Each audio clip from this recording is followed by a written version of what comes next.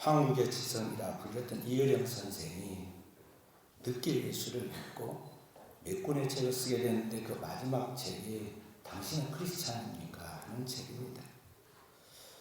그 속에 평생을 무신론자로 살다가 교회에 나와서 성경을 읽고 교회에 다니는 신자들의 신앙생활을 살펴봅니다.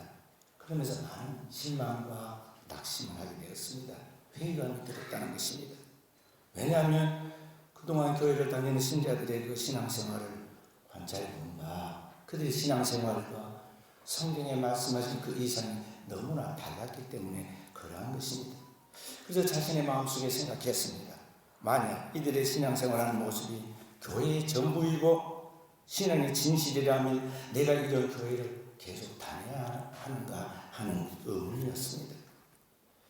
그분의 지적처럼 그 예수를 믿는 사람 속에 들어있는 저도 내 안에 이러한 복음의 정체성, 내 신앙의 혼란이 있었음을 고백합니다. 복음은 그 하나님의 말씀을 내 삶 속에 적용해서 살아내야 그것이 복음인데 나 역시 하나님의 말씀을 내 삶으로 살아내지 못하는 것들에 대한 갈등, 그 고민들이 있었습니다. 깊은 바 성령께서 내 영혼의 상태를 조명해 주실 때 말씀과 일치해 살지 못하는 나의 불안정한 모습, 나의 초라한 영혼을 직시하게 될 때 내 영혼에 거룩한 떨림이 있었습니다. 과연 내가 오늘 밤 내 삶을 마치고 주님 앞에 서게 된다면 영광의 주님 앞에 그리스도의 순결한 신부로 나도 영광의 부활을 맞이할 수 있을까에 대한 부담입니다. 2000년 전 어느 율법학자 한 사람도 마음속에 그러한 거룩한 부담이 있었던 것 같이 보입니다. 어느 날 그 율법사가 예수님께 찾아와서 그를 시험하며 물었습니다. 선생님, 내가 무엇을 하여야 영생을 얻으리까? 사실은 우리 모두의 물음이기도 합니다. 예수께서 그 율법사에 되물었습니다. 율법에 무엇이라 기록되었으면 내가 어떻게 했느냐? 그가 즉시 신명기 6장 5절과 레위기 19장 18절의 말씀을 인용하여서 이렇게 율법의 핵심을 명쾌하게 말했습니다. 내 마음을 다하며 목숨을 다하며 힘을 다하며 뜻을 다하여 주 너희 하나님을 사랑하고 또한 내 이웃을 내 자신과 같이 사랑하라 하였나이다. 예수님께서 그에게 말씀하십니다. 내 대답이 옳도다. 이를 행하라 그리하면 살리라. 그러자 이 사람이 여기 머물지 않고 자신을 조금 더 옳게 보이고 싶어서 예수님께 되물었습니다. 그러면 내 이웃이 누구입니까? 그때 예수님께서 대답해 준 이야기가 오늘 본문의 이 유명한 굿 사마리탄 선한 사마리아인의 비유 이야기입니다. 어떤 사람이 예루살렘에서 여리고로 내려가다 강도를 만났습니다. 강도들은 그를 붙잡아 옷을 벗기고 때려서 거의 죽도록 만들어 놓고 가진 것을 모두 빼앗아서 도망가 버렸습니다. 그 절망적인 곳에 한 자비롭게 생긴 제사장이 지나갑니다. 오늘날로 말하면 누구겠습니까? 교회의 목사입니다. 그런데 그 제사장 그를 보고 피하게 지나갔습니다. 얼마 후에 보자 한 레위인이 지나가게 됩니다. 레위인은 누구입니까? 오늘날로 말하면 교회의 중직자입니다. 그런데 안타깝게도 그 레위인도 그 자리를 피해 지나갑니다. 한참을 지난 후에 또 한 사람이 그 길을 지나가게 됩니다. 그 사람은 여인 중에 있는 사마리아인이었습니다. 당대 사마리아인은 바벨론 포로 시기에 혼합된 민족들로 구성된 사람들입니다. 그래서 부정한 사람으로 사람들이 관습적으로 여기서 서로 상종하지 않는 사람입니다. 한마디로 별 기대감이 없는 사람이었다는 것입니다. 그런데 놀랍게도 여기 절대 도와줄 것 같지 않던 기대감 없는 이 사마리아인이 의외로 이 강도 만난 사람을 도와줍니다.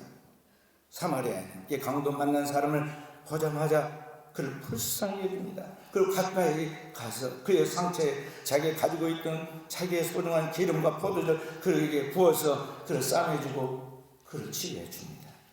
그리고 자기 짐승에 태워서 오두기를 되돌아 여관으로 돌아옵니다. 그리고 밤을 새워서 그 사람을 치료해 줍니다. 그리고 이튿날 길을 떠나면서 여관 주인에게 2 데나리오 이틀 품삯입니다. 주면서 부탁했습니다. 이 사람을 잘 좀 돌봐 주시오. 비용이 더 들면 내가 제3일에 돌아오면서 반드시 갚겠습니다. 여기까지 예수님께서 말씀하시고 그 율법사에 다시 물었습니다. 내 생각에는 이 3 사람 중에 누가 강도 만난 자의 이웃이 되겠느냐? 율법사가 대답합니다. 자비를 베푼 자입니다. 예수께서 그에게 말씀하셨습니다. 가서 너도 이와 같이 하라. 가서 너도 이와 같이 하라는 것입니다. 주님의 이 비유의 말씀을 통해서 우리는 이 시간 두 가지를 생각해 봅니다. 첫째는 누가 강도 만난 자의 진정한 이웃이냐 하는 것입니다. 사랑하는 우리 총대 여러분, 주님의 말씀처럼 누가 이 강도 만난 자의 진정한 이웃이 되겠습니까? 객관적으로 볼 때 종교적 신분으로나 사회적 지위에 있어서 모든 사람들이 인식하기를 제사장과 레위, 이 우월한 위치에 있는 이 사람이 반드시 선한 그런 모습을 보였어야만 했습니다. 강도 만난 자의 진정한 이웃이 되었어야만 한다는 것입니다. 그러나 실제적으로는 그 유명한 당대의 사람들이 현실의 문제에 부딪혔을 때 선을 행하지 못하고 그의 신앙이 전혀 능력을 발휘하지 못한 것을 볼 수가 있습니다. 반면에 여기 사마리아인이 그 시대 종교적 신분이나 사회적 지위에 있어서 모든 사람들과 비교할 수 없는 낮은 부류의 사람들이라고 사람들이 멸시했는데, 그 사마리아인이 이 예기치 않는 사건을 만났을 때 위기의 상황 속에서 사람들의 기대와는 다르게 원숙한 대응을 합니다. 고난당하는 자 앞에서 이것저것 따지지 아니하고 그를 꺼리낌 없이 돌봐줍니다. 그의 내면에 평소에 축적되어 있는 영성이 빛을 발한 것입니다. 이로써 은밀한 중에 보시는 하나님께서 그를 인정해 주십니다. 이로써 사랑하는 우리 총대 여러분, 우리의 믿음, 살아있는 믿음과 죽은 믿음이 무언가를 여기서 볼 수가 있습니다. 살아있는 믿음은 행함으로 의롭다 함을 보여줍니다. 살아있는 믿음은 행함으로 언제나 선을 행할 수 있는 능력이 그 내면에 있다는 것을 평상시에 보여준다는 것입니다. 반면 죽은 믿음은 행함이 없습니다. 회칠한 무덤처럼 겉으로는 웅장하여도 속에는 생명 없는 시체처럼 아무런 선을 행할 능력이 없다는 것입니다.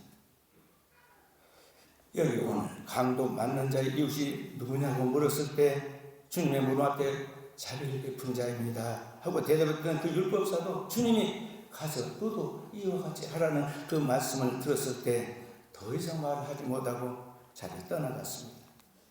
선을 알고도 행할 수 없는 그런 자신의 모습이 마치 앞에 지나갔던 제사장이나 레위인들 그런 모습 속에서 자신의 모습이 오버랩되었고 자신도 그와 같은 불의의 사람이라고 공감되었기 때문에 마음에 찔림이 있어서 그렇지 않았을까 생각해 봅니다. 과연 오늘을 살아가고 있는 나는 어떤 삶을 살아가고 있을까요? 내 삶의 현실도 그 제사장과 레위인과 율법사와 똑같이 신앙의 이상과 현실이 일치되지 못한 모순적이고 무기력한 삶을 살고 있지 않은지, 결정적인 순간에는 세상의 빛과 소금 같은 선한 영향력을 끼치는 영적 본이 있는 삶을 살아야 하는데 그렇게 살고 있지 못한 나의 모습을 보는 듯합니다.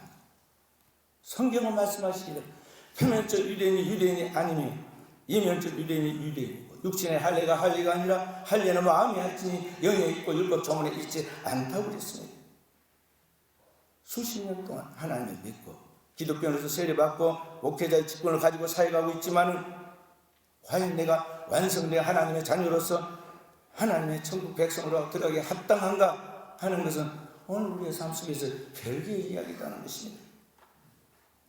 주님이 일찍이 이렇게 말씀하셨습니다. 종말의 그날 나들 주여 주여 하는 자마다 다 천국에 들어갈 것이 아니요 오직 내 아버지의 뜻대로 행하는 자에 들어가리라고 했습니다. 내 아버지의 뜻이 무엇입니까? 주님의 모든 말씀을 나의 삶으로 살아내는 그거 아니겠습니까? 그 불꽃 같은 주님의 눈앞에서 오늘의 내 신앙의 현실, 나의 자화상이 어떠한지 늘 자신을 돌아보게 됩니다. 나는 정말 예수의 피로 거듭나고 성령의 인침을 받은 자로서 이 사회에 소외되고 힘없는 강도 맞는 자와 같은 영혼들을 위해서 내 자신을 희생시키는 거룩한 삶을 살아내고 있는가, 그 흔적이 나에게 스티그마로 남아있는가 하는 것입니다. 죄 가운데서 사망의 몸뚱이를 끌고 하루하루 시간만 낭비하고 하나님이 주신 모든 달란트를 탕진하고 있는 초라한 내 영혼의 모습을 보여주는 듯합니다. 둘째로 오늘 이 강도 맞는 자에게 자비를 베푼 그 사마리아인이 누구냐 하는 것입니다. 사마리아는 2000년 전에 사마리아 쪽에 사는 단순한 사마리아인이 아닙니다. 오늘 사마리아인은 세상 죄를 지교해 우리 가운데 오신 예수 그리스도가 바로 그 선한 사마리아인입니다. 실제로 예수 그리스도께서는 당대 이방 문화와 혼합되어 있는 사마리아 갈릴리 나사렛 지역에서 오셨습니다. 그래서 유대인들은 늘 예수를 비하시켜서 제가 사마리아 사람이라, 사마리아에서 무슨 선한 것이 나올 수 있겠느냐고 조롱했습니다. 그런데 그 나사렛에서 오신 예수 그리스도께서 참 하나님이면서 참 사람이 되어 이 강도 만난 자와 같은 나에게 찾아오셔서 나를 구원해 주신 것입니다. 원수마귀 사탄의 꿰매에 빠져서 세상의 온갖 죄란 죄는 다 짓고 망가질 거로 망가져서 희망 없이 전적으로 부패되어 있는 죄인된 나에게 찾아오셨다 하는 것입니다.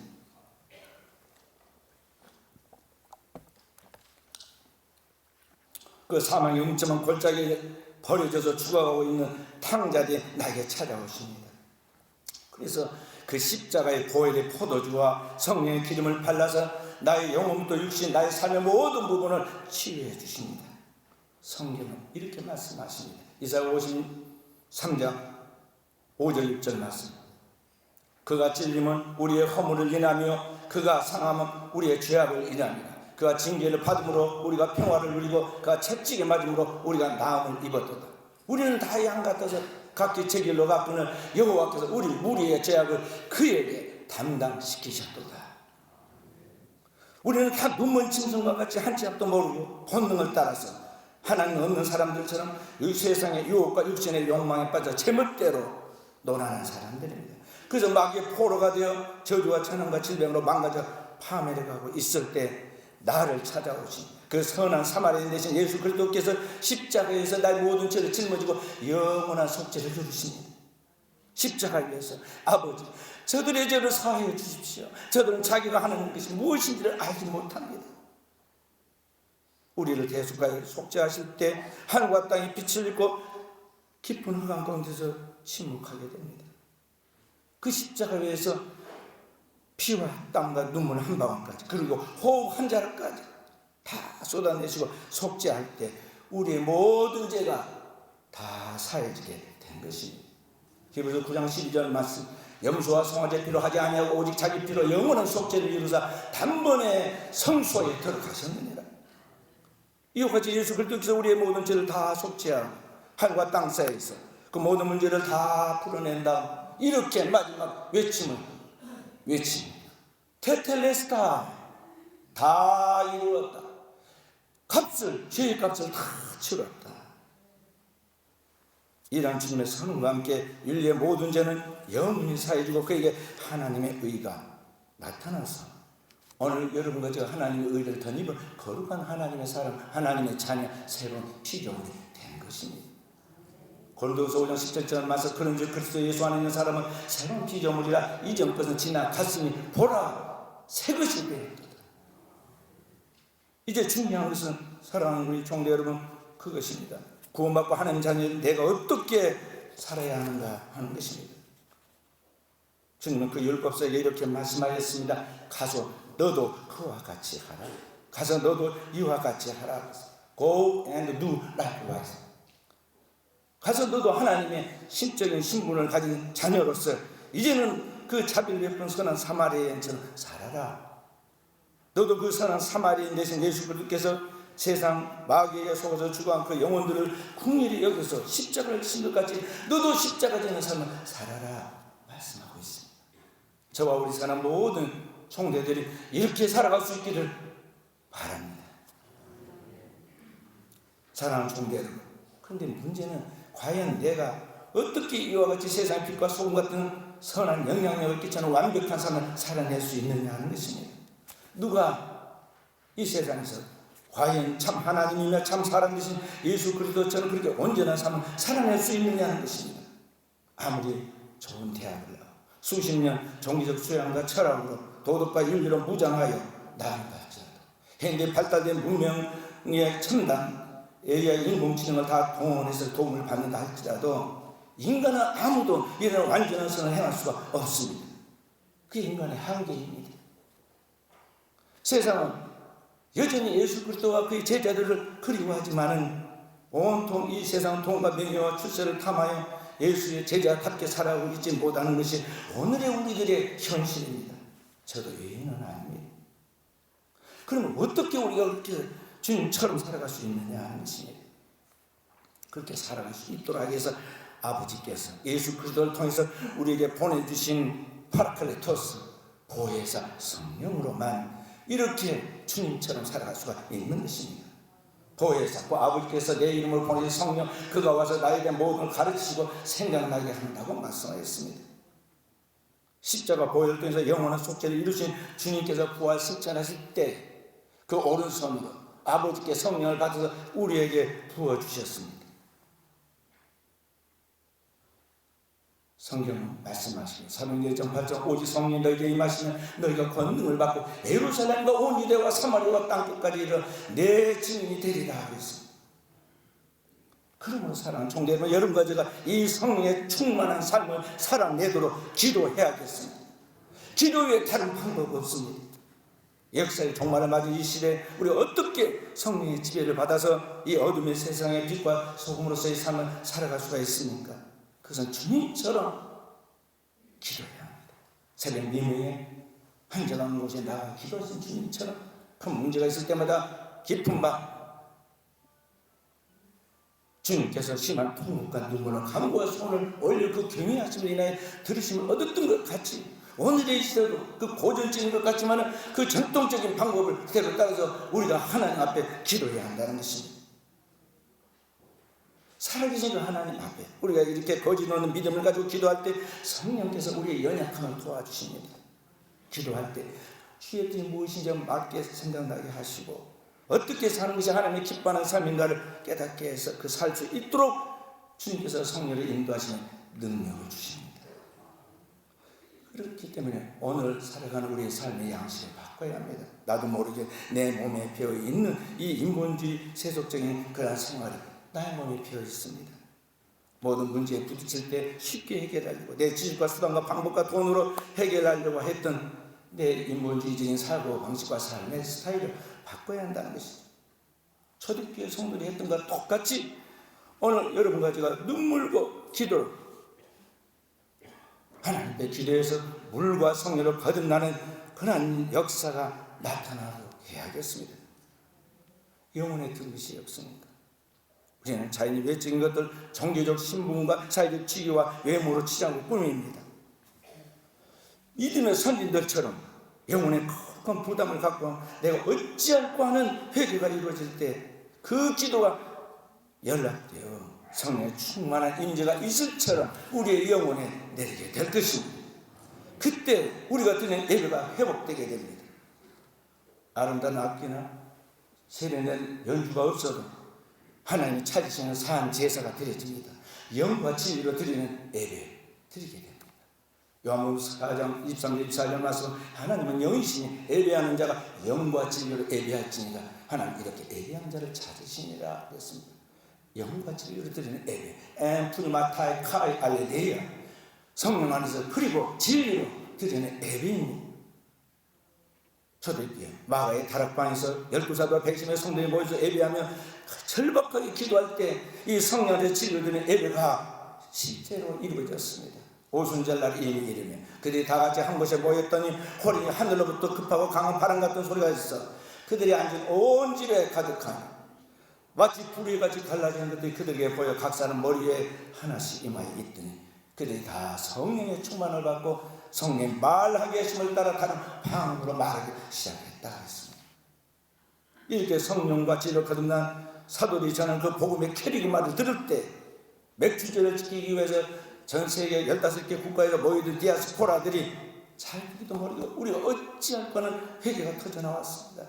그렇게 해서 하나님께로 돌아왔는데 하루에 3,000명씩 세례받고 부흥하는 구원의 역사가 일어났습니다. 이와 같이 오늘 우리가 드리는 예배도 성령 안에서 진료되는 참 예배가 회복됨으로 이 땅의 부흥의 역사가 나타날 수 있기를 주님의 이름으로 축원드립니다. 말씀을 마칩니다. 우리 교단 총회 109회기 주제가 성령의 능력으로 부흥하는 교회입니다. 따라서 저도 우리 순천 남녀 제19회기 주제를 영적 회복을 통한 교회의 부흥으로 정했습니다. 어떻게 우리가 영적 회복을 통해 교회를 부흥하게 할 수 있느냐? 인간으로는 안 돼요. 인간의 힘은 절대 할 수가 없습니다. 오직 성령으로 일할 때 이 부흥의 역사가 재현될 줄로 믿습니다. 우리가 깨어 기도하며 영과 진리로 예배할 때 우리 주님의 지상 명령이 성취되는 순천 성시와의 꿈이 순천의 땅에 나타나게 될 줄로 믿습니다. 이 축복이, 이 자비, 그리고 하늘의 땅 우리 순천 남녀 위에 나타날 수 있기를 주님의 이름으로 축원드립니다.